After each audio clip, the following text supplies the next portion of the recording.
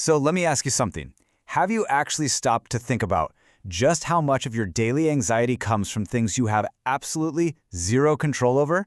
I mean, we've all been there, right? It feels like our very sense of well-being is constantly being held hostage just because we're clinging so desperately to this super fickle, totally unreliable outside world. Well, welcome to This Explainer. Today, we're diving right into the very real pain of clinging to what we simply can't change, and way more importantly, how we can finally drop all that dead weight. To help us actually figure this out, we're going to look at a guy who offered a surprisingly sharp diagnosis for our very modern burdens, and he did it about 2,000 years ago. I'm talking about the great Stoic philosopher Epictetus. Now, his words of wisdom, which were brilliantly recorded by his pupil Arion, basically teach us that we are getting dragged down simply because we care about way too many things. But, and this is crucial, his cure isn't to just become numb and stop caring altogether. No. Instead, it's all about caring intensely about the right things and just totally letting go of everything else. Okay, so what's really fascinating here is this foundational concept. It is essentially the magic key to Epictetus's entire philosophy. It's called the Dichotomy of Control. And honestly, this is a massive paradigm shift. Instead of endlessly trying to control the ever-changing, unpredictable outside world, which, let's face it, is a total position of weakness, Epictetus tells us we need to manage our own position toward it. That is a position of true strength. The idea is, if we only focus on what we can actually control, literally nothing outside of ourselves can actually harm us.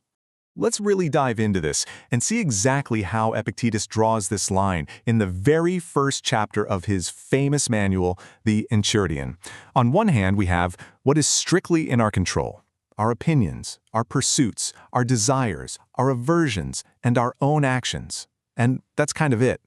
On the other hand, we have the things absolutely not in our control: our bodies, our property, our reputations, and our positions of command or status. Essentially, the outside world is not up to us. How we choose to act and position ourselves toward it, now that is completely up to us. To make all of this super practical, we're going to break this explainer down into 3 core areas of our lives where we really need to practice letting go. First up, objects, people, and power. Second, the opinions of others. And finally, outcomes and ideas. Let's get right into it. All right. Section 1. Objects, people, and power. Surviving transience. You know, it's totally human nature to become attached to things, but we constantly make this false equivalence where we mistake possessive attachment for true love or genuine security. We love enjoying someone's presence, sure, but then we're in absolute agony when they eventually leave, or we obsess over maintaining power, which is totally insatiable, by the way, only to be super stressed because power can literally be given and taken away at any second. Fighting this impermanent nature of existence is, as the Stoics would say, the way of the fool. Epictetus brilliantly compares life to a dinner party to explain this. Just listen to this quote. Is anything brought around to you? Put out your hand and take your share with moderation. Does it pass by you? Don't stop it. He basically says that if something hasn't come to you yet, don't stretch your desire out toward it. Just wait. Whether we're talking about riches, public posts, or even your family, enjoy what is right there in front of you, but whatever you do, don't grasp at it like it's the absolute last appetizer on the tray. We have to live in accordance with how things naturally are. To really toughen us up against the everyday pain of loss, Epictetus offers this incredibly profound shift in our vocabulary. Think about the phrase, "I have lost it." Saying that implies ownership, right? Now, flip that and look at the reframe. "I have returned it." This is absolutely crucial for Stoics.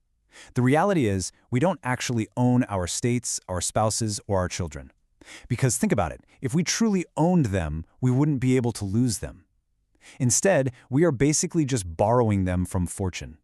You have to treat your earthly possessions exactly like a traveler treats a temporary hotel room. You take great care of it while you're staying there, but you always know it isn't yours to keep forever. Moving right along to Section 2, the opinions of others, or escaping the social trap. So think for a second about how completely, utterly exhausting it is to move heaven and earth just to be liked these days.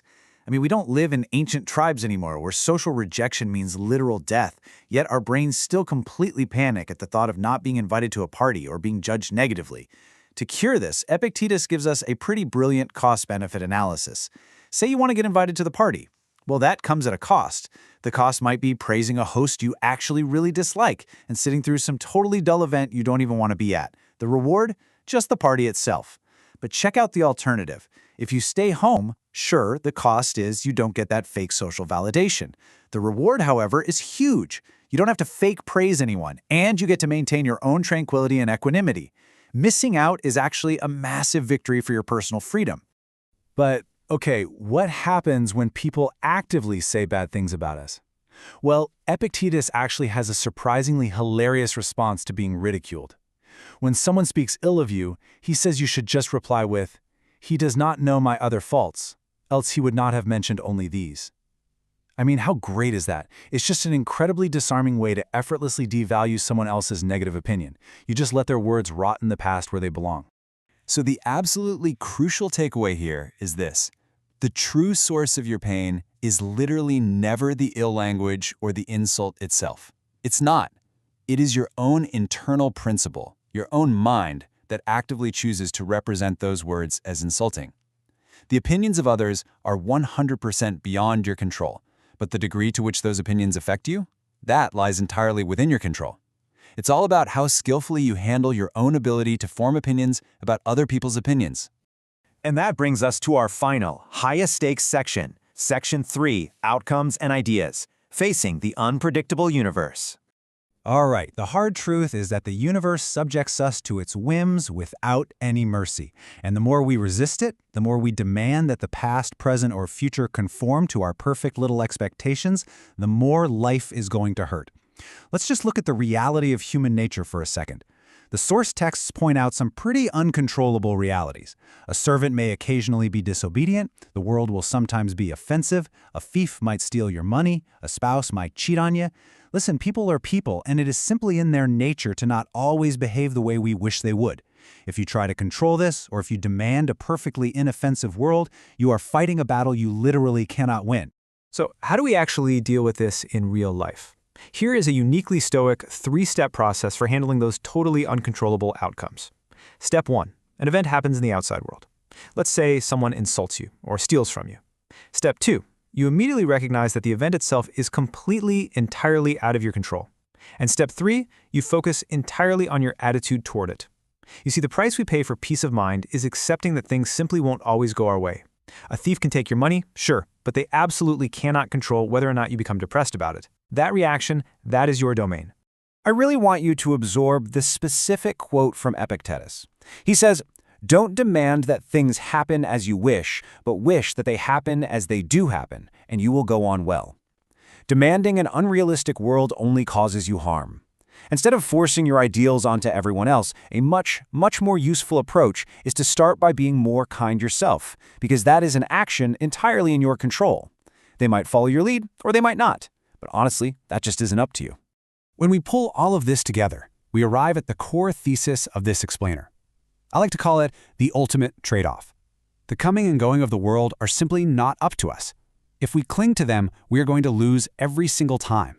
But if we accept the whims of fortune, if we really let go of objects, opinions, and uncontrollable outcomes, we receive an unbreakable mind in return.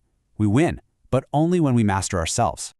So I want to leave you with this final, slightly provocative thought to chew on today. Fortune controls the world. That is just a fact of nature. But will you let it control your mind? The very next time you find yourself getting anxious about an outcome, or stressed over someone's opinion, or even grieving a lost possession, I want you to remember Epictetus. Remember the dichotomy of control. Stop clinging to what isn't yours and take back the incredible power of your own mind. Thanks so much for joining me on this explainer, and keep learning.